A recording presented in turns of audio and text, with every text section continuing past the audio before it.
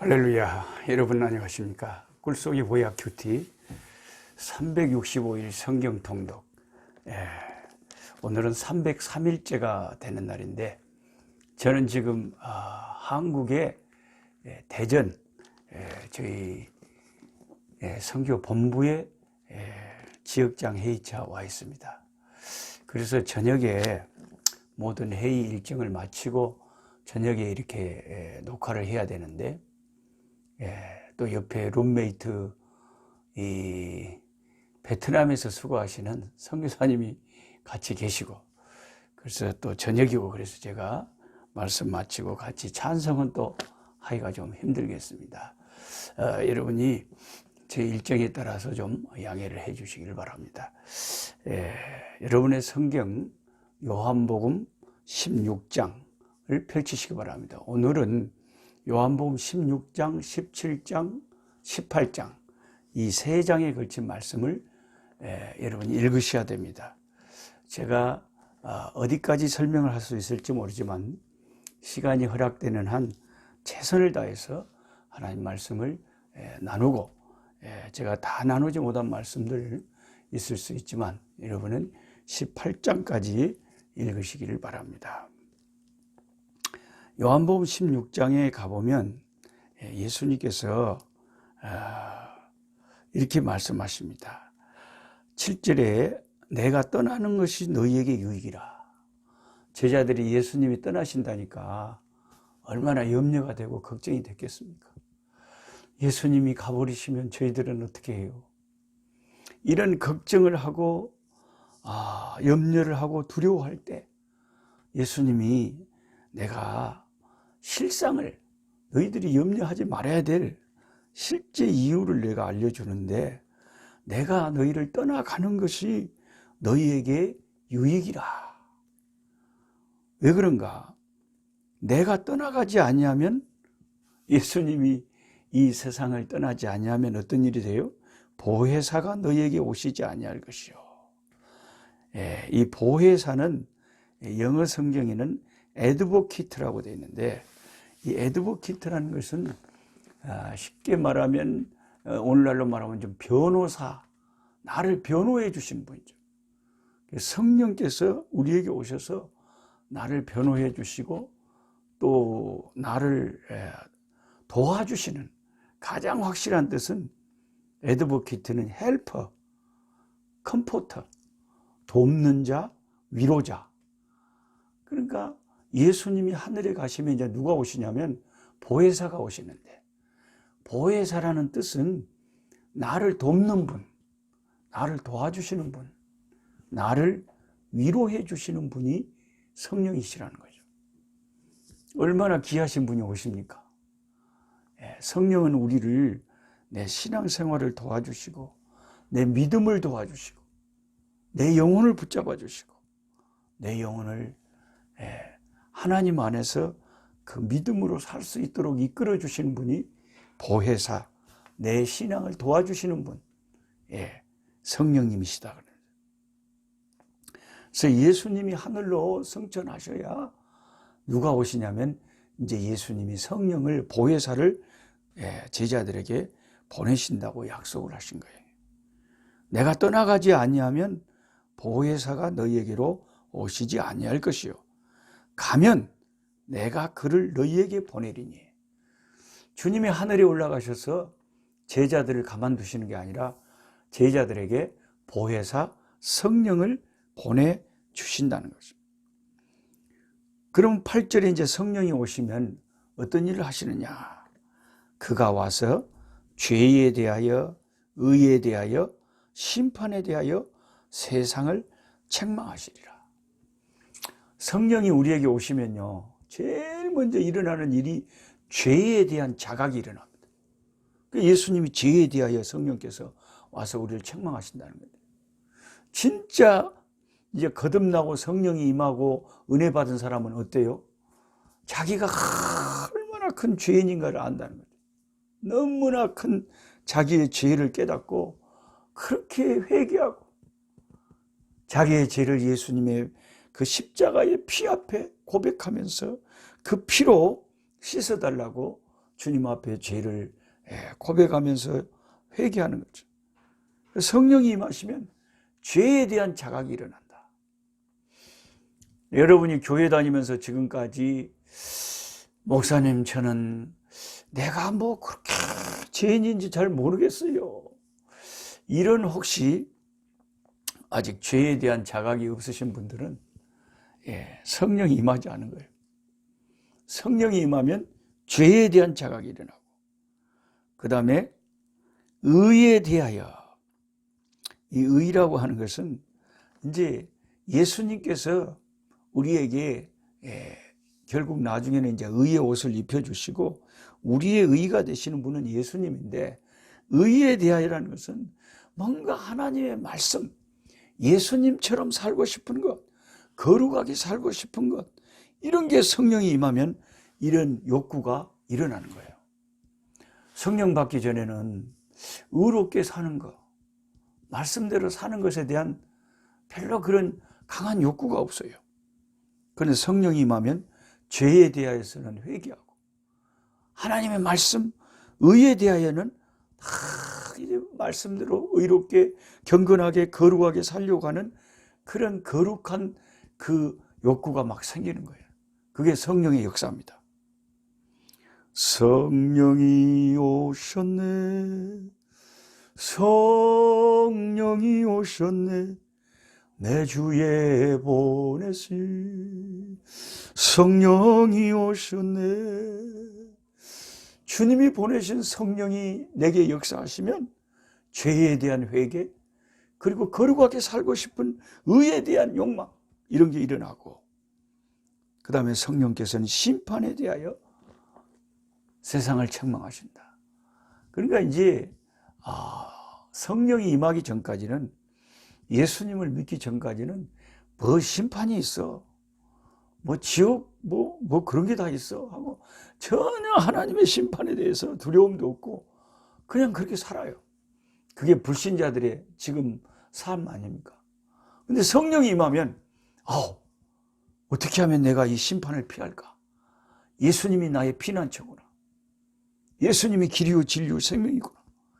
앞으로 이렇게 이 세상이 끝나면 한 번 죽는 것은 다 정해져 있고 그 후에는 심판이 있구나. 성령께서는 하나님의 심판을 대비하게 만드는 거예요. 심판을 대비할 수 있는 유일한 길은 예수님의 이름을 의지하고 예수님을 따르고 예수님을 믿는 것, 그것이 가장 확실한 심판에 대한 대비죠. 9절에 죄에 대하여라 함은 그들이 나를 믿지 않은, 가장 큰 죄가 성령을 거역한 죄, 가장 큰 죄가 예수님을 믿지 않은 죄. 예수님을 믿지 않은, 그들이 나를 믿지 않은 그 죄가 가장 불신의 죄가 크다는 거죠. 10절에 의에 대하여라 하면 내가 아버지께로 가니 너희가 다시 나를 보지 못한다. 결국 예수님을 보지 못한다. 의에 대해서 말씀하시면서 예수님을 보지 못한다는 것은 예수님이 곧 의라는 거죠. 우리의 의가 되시는 분이 예수님입니다. 우리가 의롭게 되는 길은 오직 한 가지밖에 없는데요, 예수님이 나를, 이 의롭지 못한 자를 예수님이 의롭다고 여겨주셔야 돼요. 그러니 예수님의 핏값으로 의의 옷을 사셔가지고 나한테 입혀주셔야 돼요. 그럼 내가 예수님을 나의 구주로 믿고 주님을 따르면 주님이 나에게 의의 선물을 주시는 거예요. 이게 예수 믿는 이 축복 중에 가장 큰 축복이 아닐까 싶어요. 왜냐하면 그 천국은 의로운 자만 들어가거든요. 죄가 있으면 못 들어가요. 의로운 자만 들어가는 곳이 천국인데 저와 여러분은 다 죄인 아닙니까? 그럼 우리에게가 어떻게 천국 갈 수 있어요? 그래서 예수님이 자기를 믿는 자들에게 의의 옷을 입혀주시려고 십자가에 피 흘리신 거예요. 그리고 나중에 우리에게 의의 옷을 입혀주시고 그 나라에 들어가게 하신다. 그 의의 옷이 얼마나 비싼지, 그게 세상의 모든 걸 다 팔아도 그 옷을 살 수 없고 오직 흠없고 점없는 어린 양 예수님의 십자가의 피값으로 사신 것이 그를 믿는 자들이 입을 의의 옷이라는 거죠. 예수님은 우리에게 의가 됐어요. 의에 대하여라 하면 내가 아버지께로 가니 너희가 다시 나를 보지 못하며, 심판에 대하여라 하면 이 세상 임금이 심판을 받았습니다. 이 세상 임금이 마귀죠. 마귀는요, 예수님이 이 땅에 나타나는 동안 마귀의 일을 멸하려고 예수님 오셨잖아요. 우리 주님의 역사가 있는 곳에는 마귀는 쫓김을 당하는 거예요. 그래서 귀신을 쫓아낼 때도 귀신이 그것을 알고 우리를 괴롭게 하시려고 오셨습니까? 그렇게 말할 때 예수님이 잠잠하고 그에게서 나가라. 그러니까 나가고, 또 군대 귀신 들린 자는 그 사람에게서 나가서 돼지떼한테 들어가서 물속에 빠져 죽고, 예수님이 가시는 곳마다 마귀의 일이 멸해지고 귀신이 쫓김을 당하고 하나님의 나라가 이루어지는 거예요. 그러니까 이 심판에 대하라는 것은 우리 주님이 이 마귀를 심판하시고 우리를 심판하실 분인데, 예수님께서 이 땅에 오면서부터 사실은 사탄의 심판은 이미 시작된 거예요. 그래서 예수 믿는 우리들을 통해서, 교회를 통해서 지금도 주님은 마귀의 일을 멸하시고 마귀에게 사로잡힌 자를 끄집어내서 하나님 나라의 백성으로 삼으시는 일을 성령 안에서 지금도 행하고 계시는 것입니다. 12절에 내가 아직도 너희에게 이를 것이 많으나 지금은 너희가 감당하지 못하리라. 그러죠. 예수님께서 무슨 말씀을 이렇게 하시면 우리의 신앙이 깊지 못하기 때문에 어떨 때는 너무 주님 말씀이 어렵고 영적으로 깊어서 무슨 말씀인지 이해를 하지 못할 때가 많아요. 신앙은 이게 다 때가 있어요. 그 은혜를, 주의 말씀을, 진리를 감당할 수 있는 때가 있는 거예요. 그러니까 처음 믿는다고 해서 다 진리를 아는 게 아니죠. 지금은 너희가 감당하지 못한다. 성령이 오시고 제자들이 성령 받고 주님의 증인이 돼서 교회를 세우고 주의 역사를 이룰 때에 주님이 하신 말씀이 많이 생각나고 깨달아졌죠.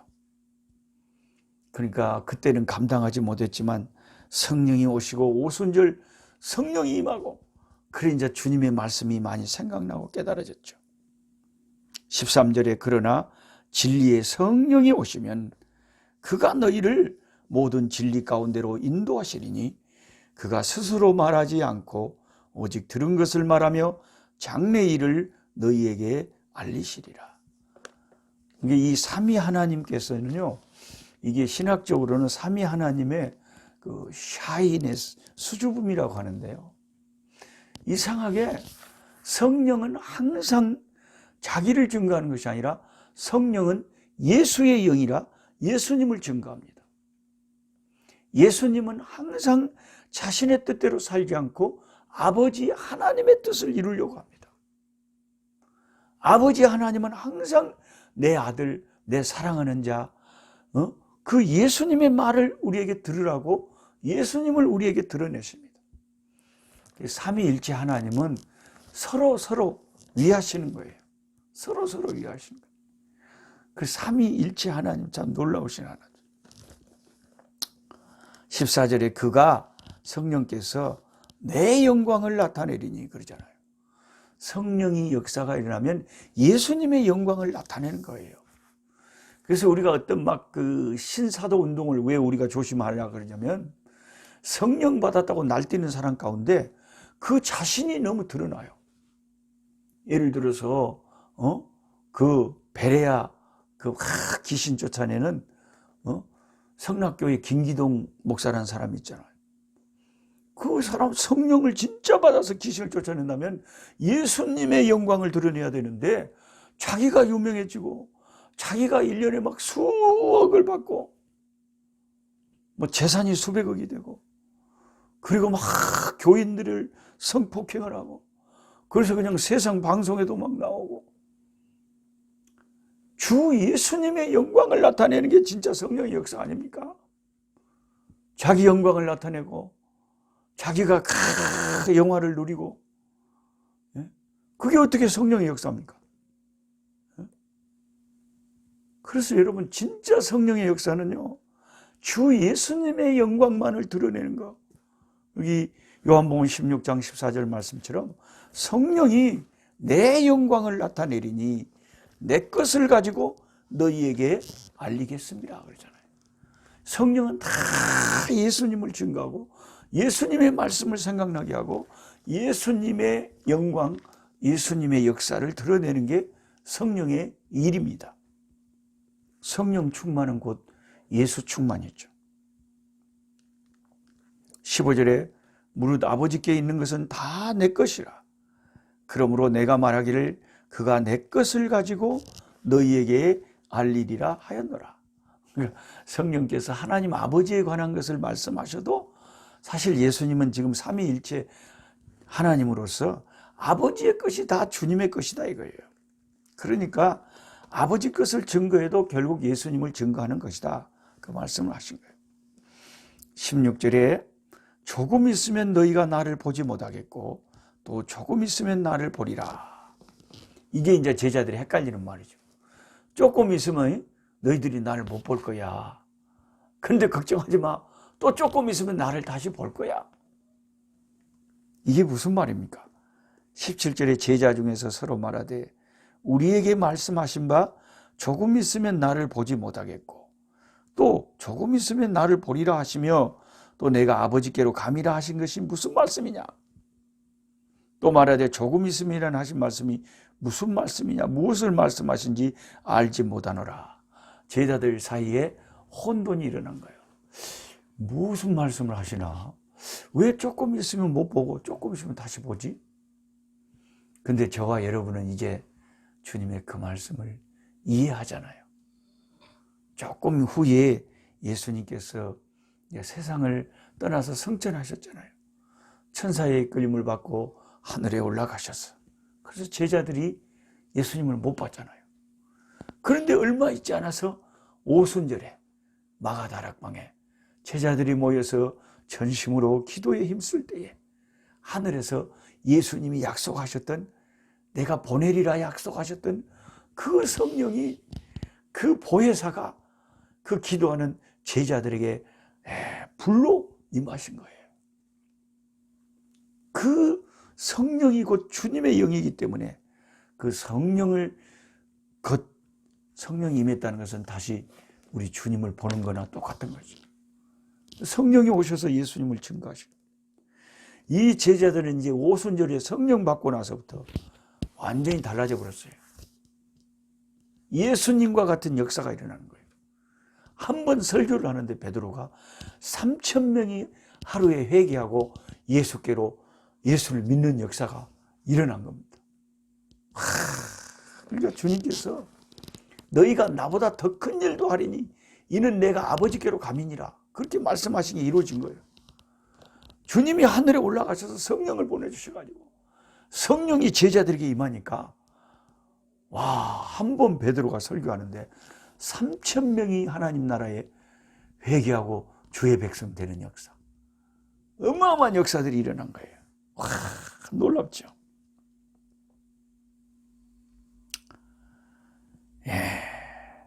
20절에 내가 진실로 진실로 너희에게 이르노니 너희는 곡하고 애통하겠으나 세상은 기뻐하리라.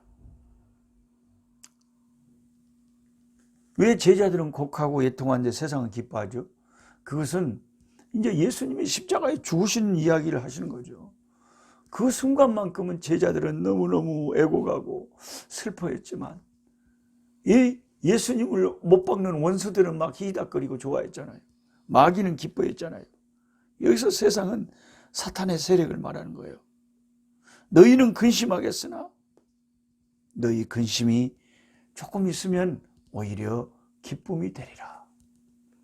오늘 이 성경 공부를 함께하는 여러분에게 잠시 근심이 임할지라도, 저녁에는 울음이 기속할지라도 아침에는 찬란한 은혜의 빛이 환하게 여러분의 인생에 비쳐서 어둠이 다 물러가고 근심이 물러가고 도리어 기쁨이 되리라. 도리어 기쁨이 되리라. 근심이 변하여 기쁨이 되는 역사가 있어지기를 축복합니다. 이것을 예수님께서는 여성의 해산에 비유했어요. 21절에 여자가 이제 여인이 애를 임신해 가지고 이제 애를 이제 낳게 되면, 해산하게 되면 근심을 하잖아요. 어머 어쩔까. 저도 우리 아내가 제 첫 아이를 낳을 때 제 아들 하영이를 부산 강안리에서 이제 주일날이었는데 저는 예배 드리러 가야 되는데 아내가 이제 해산에 진통이 시작된 거예요. 근데 예배를 드려야 되는데 이게 전도사가 어디 아내 따라 병원을 갈 수가 없잖아요. 그래서 할 수 없이 저는 난 예배 드려야 되니까 교회 가서 예배 드리고, 아내는 이제 장모님과 함께 복음병원에 가서 아기 낳으러 갔어요. 예배 딱 마치고 나오니까 연락이 왔는데, 전도사님 축하합니다. 아들입니다. 이런 아주 기쁜 소식을 들었어요. 아기를 낳으러 갈 때는 걱정을 하죠. 어머 어찌까이 잘 낳아야 될 건데, 어머 어찌까이 걱정하잖아요. 해산의 때가 되면 이게 근심이 임하지만, 아기를 낳으면 세상에 사람 난 기쁨으로 말미암아 그 고통을, 그 해산의 고통을 다시 기억하지 않고 그렇게 좋아하잖아요.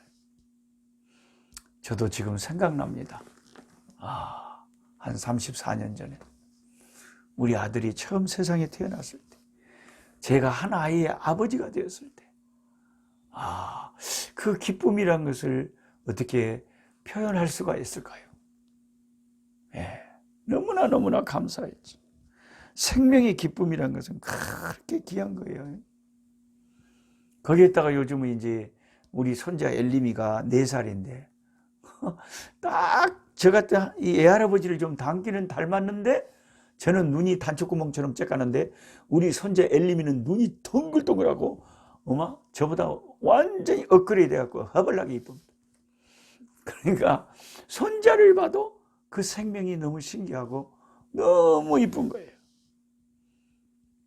그래서 우리가 생명이 태어날 때는 그 해산의 고통 때문에 걱정하고 염려하고 힘들지만, 생명이 태어나면 그렇게 모든 사람이 기뻐하는 것처럼, 우리 주님의 십자가 지실 날이 다가오고 우리 주님이 제자들을 떠날 날이 다가왔지만, 예수님은 걱정하지 마라. 내가 성령을 보내겠고 보혜사가 오시면 너희를 영적인 진리를 다 죄와 심판과 의에 대하여 다 가르칠 것이고, 그리고 내가 세상을 이겼기 때문에 걱정하지 마라. 내가 세상을 이겼다. 제자들을 얼마나 위로하시는지를 몰라요. 요한복음 16장 마지막 절 33절을 보십시오. 이것을 너희에게 이르는 것은 너희로 내 안에서 평안을 누리게 하려 함이라. 세상에서는 너희가 환난을 당하나 담대하라. 내가 세상을 이기었노라 하시니라. 저와 여러분의 예수님은 지금도 십자가로 죽으시고 패배하신 것이 아니라 십자가에 죽은 지 3일 만에 무덤을 뚫고 다시 살아나서 승리하신 부활의 주님이죠. 승리하신 주님이 저와 여러분의 주님이신 줄 믿습니다. 그리고 요한복음 17장 전장을 통해서 예수님은 세상을 떠나기 전에 하늘을 우러러 제자들을 위해서 얼마나 간절히 기도하셨는지 모릅니다. 저들이 하나 되도록 기도하고 저들 안에 주님의 기쁨이 충만히 임하도록 기도하셨어요. 악에 빠지지 않기를 기도하셨어요. 거룩하게 되기를 기도하셨어요. 우리 주님께서는 지금도 하늘 보좌에서 저와 여러분을 위해서 대제사장이 되셔서 기도하고 계시기 때문에, 예수님의 기도 덕분에 저와 여러분이 지금도 주님을 믿는 이 자리에 있는 줄로 믿습니다. 그리고 이제 요한복음 18장에 가보면 우리 주님이 끌려가셔서 이제 제자들에게 배반을 당하시고, 심지어 수제자 베드로도 3번이나 예수님을 부인하는 가운데 우리 주님이 잡혀가셔서 빌라도 앞에 신문을 당하시고, 우리 주님이 십자가형을 받으시고 이제 골고다로 가는 데까지 요한복음 18장에 나와 있습니다.